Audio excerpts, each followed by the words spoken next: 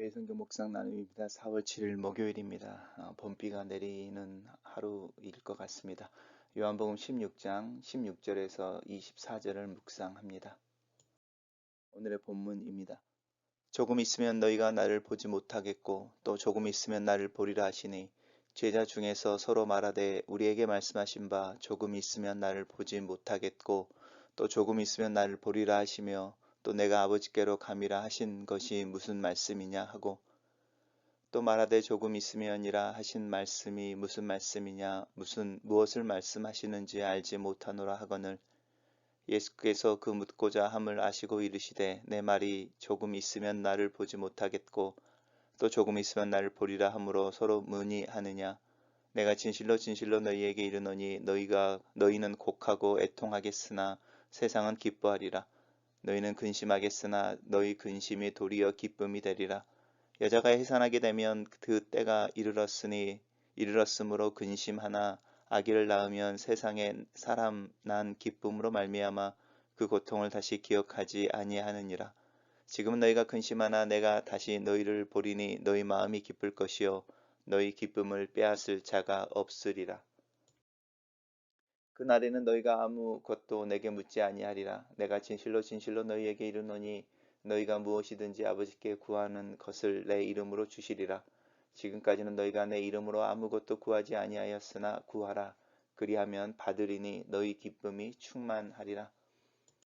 오늘 본문은 세 개의 단락으로 나누어져 있습니다. 첫 번째 단락입니다. 조금 있으면이라고 하는 이 조금이라고 하는 거죠. 잠깐, 잠시 후면 이런 것이죠. 나를 보지 못하겠고 똑같은 말이 반복되었습니다. 하지만 조금 있으면 나를 보리라. 뭔가 이렇게 선문답 같기도 하고 수수께끼 같기도 하는 이야기이고 이야기를 들은 첫째 그 대상이었던 이 제자들은 당연히 이 말씀을 이해하지 못합니다. 예수님의 말씀을 듣고 이제 제자들끼리 하는 이야기인데 하나도 이해하지 못하는 걸 그대로 드러내고 있죠. 예수님이 우리에게 말씀하신 바 조금 있으면 나를 보지 못하고 또 본다고 하는 이야기나 또 내가 아버지께로 가는 것이 너에게 유익하다라고 하는 말이 무슨 뜻인지 알지 못하는 것을 그대로 표현하고 있습니다. 단락을 요약해 보겠습니다. 예수께서 조금 있으면 너희가 나를 보지 못하고 또 조금 있으면 나를 보리라 하나 제자들은 그의 말의 의미를 알지 못한다. 이렇게 정리했습니다. 두 번째 단락입니다. 이제 예수님께서 그 제자들끼리 자기네끼리 수근수근 거리는 것을 알고 예수님께서 말씀하시는 거죠. 조금 있으면 나를 보지 못하겠고 조금 있으면 나를 보리라 하는 것 때문에 너희들이 이제 서로 의논하느냐라고 이야기하시면서 세상은 기뻐하나 너희는 근심하겠고 하지만 너희의 근심이 기쁨이 된다라고 하는 부분이죠. 조금 있으면 나를 보지 못하겠고라고 하는 부분하고 연관되어진 거고 조금 있으면 나를 보리라 하고 하는 부분과 연관되어져 있는 두 개의 서로 상치되어진 부분입니다. 이것은 이제 문자적 그대로는 이제 예수 그리스도의 고난과 죽음에 대한 이야기를 하고 있는 거죠. 너희들을 보지 못할 것이다, 나를. 그러나 너희가 곧 나를 본다라고 하는 것은 부활에 대한 이야기를 하고 있는 것이죠. 또 넓고 길게는 예수님이 이제 승천하신 것에 대한 이야기이고 또 재림하시는 것에 대한 이야기까지도 확장해서 이야기할 수 있습니다. 아니면 분명한 것은 오늘 본문에서는 이제 해산의 때가 되면 이제 때가 이르렀기 때문에 이제 그 해산의 수고를 감당하는 그 여인이 근심하지만 아이를 낳으면 생명을 아는 그 기쁨으로 말미암아 그 해산의 고통을 기억하지 않는다라고 말하면서 우리가 그리스도를 믿는 자의 삶을 살아갈 때에 그리스도의 고난, 죽으심 그 앞에서 근심하지만 부활로 말미암아 기쁨을 누리는 부분도 있고요. 또 우리가 예수 그리스도를 따라가는 중에 주님이 이야기하셨던 이 세상에서 배척을 당하고 고난을 당하는 것에 대한 이 삶에서의 어려움이지만 영원이라고 하는 관점에서 하나님 나라가 완성되어지고 그 나라에 들어가 하나님의 다스리심을 경험하게 될 때 그 기쁨 또한 부정할 수 없는 큰 기쁨인 것이죠. 그런 이야기를 동시에 하고 있습니다. 그러니까 복선이 여러 개가 깔려 있는 말씀인 거죠. 단락을 요약해 보겠습니다. 예수께서 아이를 낳은 여인이 해산의 수고를 잊어버리는 것처럼 너희는 곡하고 애통하나 곧 너희 근심이 도리어 기쁨이 되며 그 기쁨을 빼앗을 자가 없다고 하신다. 이렇게 정리했습니다. 그날이라고 하는 부분입니다. 이제 그날이라고 하는 부분은 예수 그리스도께서 죽음에서 부활하여 나타나시는 날, 그 날일 수도 있고요. 아니면 성령께서 너희들에게 임하시는 제자들에게 임하시는 그날일 수도 있습니다. 너희가 아무것도 묻지 않을 것이다. 왜냐하면 이제 내가 너희들에게 이르는 모든 이야기들을 너희가 이해하게 될 것이니까. 그리고 그때에는 너희가 아버지께는 무엇이든지 구하면 내 이름으로 주시리라 라고 하는 부분입니다. 이 기도의 첫 번째는 성령이죠. 예수님께서 제자들에게 예루살렘을 떠나지 말며 하나님께서 약속하신 그 성령이 오는 날까지 내리는 날까지 기다려라 라고 할 때 그 기다림 가운데 예수 그리스도 이름으로 제자들이 기도했던 첫 번째 기도의 제목은 예수님께서 말씀하시고 아버지께서 약속하신 성령이 예수님께서 승천하신 후에 오기를 기다리는 것이었습니다. 그리고 이제 그 부분으로 인한 기쁨이라고 하는 부분들이 있습니다. 그리고 이제 구체적으로는 우리가 예수 그리스도 이름으로 우리에게 필요한 것들 또 하나님의 나라를 위하여 기도할 수 있고 그 기도가 응답되어지는 것으로 말미암은 기쁨이라고 하는 또 다른 레이어를 만들 수 있습니다.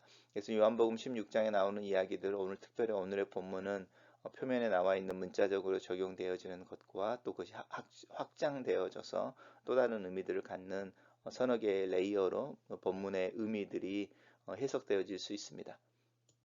단락을 요약해 보겠습니다. 예수께서 그날에 너희가 다 이해하게 되며 아버지께 무엇이든지 구하는 것을 내 이름으로 주시리라 이렇게 정리했습니다. 첫 번째 묵상 나눔입니다. 제자들의 무지, 깨닫지 못함은 그들의 한계 때만은 아니다. 하나님의 일을 듣고 이해한다는 것 그 자체가 불가능한 일이 아닐까. 나는 이 세상에 발을 딛고 먼지를 묻히며 시간과 공간 안에서 제한되어 사는 존재인데 어떻게 하나님의 일을 다 이해하고 하나님의 말씀을 다 알아차릴 수 있을까? 그리스도를 보지 못하는 것의 의미와 곧 다시 그를 보는 것의 의미를 생각해 본다.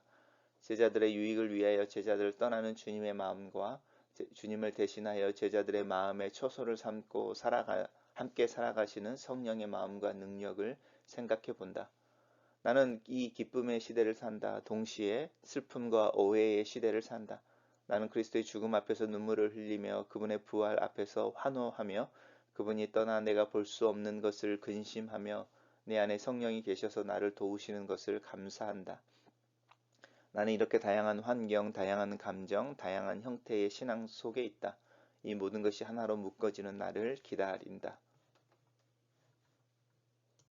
두 번째 묵상 나눔입니다. 그리스도의 제자로 사는 삶은 기쁨과 근심을 겸하여 사는 삶이다. 소망과 고통을 동시에 산다. 믿음과 소망이 함께 필요한 이유이다. 대가를 지불하는 것을 두려워해서는 안 된다.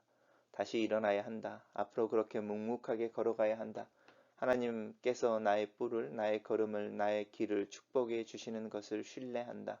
갓난 아이를 품에 안고 죽음의 문을 넘나들던 해산의 고통을 잊어버리는 산모처럼 하나님 나라를 내 품에 안아야 한다. 주님께서 나타나시는 날을 기다려야 한다. 지금 나에게 주어진 자녀됨과 회복의 은혜를 기뻐하고 즐겨야 한다. 이 감사와 기쁨으로 힘을 내는 하루가 되기를, 고난을 이겨내고 믿음으로 걷는 하루가 되기를 기도한다. 세 번째 묵상 나눔입니다. 믿음으로 사는 중에 생기는 질문들이 있다. 그리스도인의 삶에 일어나는 또 경험하는 일들로 하나님께 묻게 되는 것이 있다.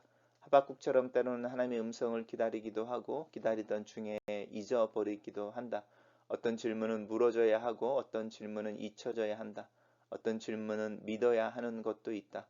분명한 것은 예수 그리스도 안에서 나에게 주어진 자녀됨의 특권이며 그리스도를 닮아가는 신앙의 여정을 걷고 있다는 것이다. 그리스도의 뜻을 구하고 그 뜻에 부합한 삶을 위해 기도하고 살아가기 위해 애써야 한다는 것이다. 그 몸부림 속에 주님이 주시는 기쁨이 있다. 내 삶을 통해 그리스도 예수의 계획을 이루고 그의 기도가 이루어지고 그의 기쁨이 고스란히 나의 기쁨이 되기를. 글로 쓰는 기도입니다. 살아계신 하나님, 박해와 기쁨이 공존하는 삶을 살고 있습니다. 미움과 용서, 사랑과 화해의 삶을 살고 있습니다. 주님을 눈으로 볼 수 없어서 근심하면서도 내 안에 계시는 성령의 일하심을 인하여 위로와 평안을 얻습니다. 이 세상은 그리스도 예수를 보지 못하지만 나는 믿음의 눈으로 볼 수 있는 것을 감사합니다. 이 세상이 주지 못하는 주님의 평강이 내 삶을 살게 하고 윤택하게 하는 것을 믿습니다. 다 이해할 수 있는 것은 아니지만 그리스도 예수 안에서 보여진 하나님의 사랑을 붙잡습니다. 내 안에 계시는 성령을 의지합니다. 믿음으로 산다는 것을 더 이해하게 하시고 그 믿음의 삶을 하루하루 살아내기 위해 애쓰게 하소서. 주님의 이름으로 기뻐하며 주님의 기쁨을 충만하게 경험하는 하루를 위해 예수님의 이름으로 기도합니다. 아멘.